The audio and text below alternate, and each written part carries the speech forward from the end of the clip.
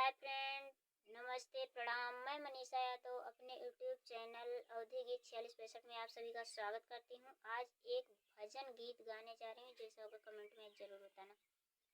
राजा हरिश्चंद्र दानी बिकाई गए तीनों परानी।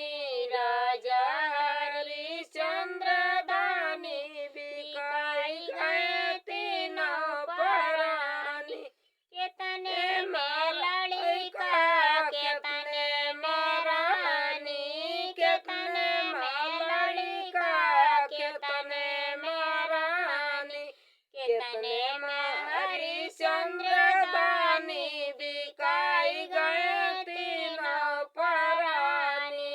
कितने में हरिश्चंद्र दानी बिकाई गए तीनों परानी।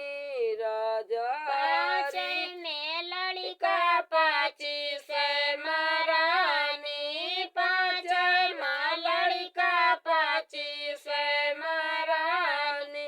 मुक्त में हरिश्चंद्र दानी बिकाई गए तीनों परानी।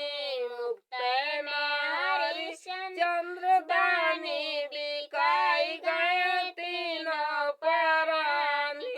काऊ करे लड़का काऊ करे रानी, काऊ करे लड़का काऊ करे रानी।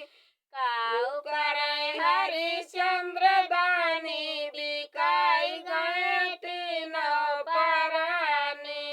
काऊ करे हरिश्चंद्र दानी बिकाई गए तीनों परानी।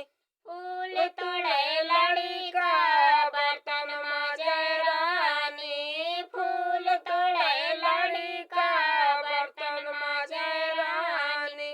मरघट पे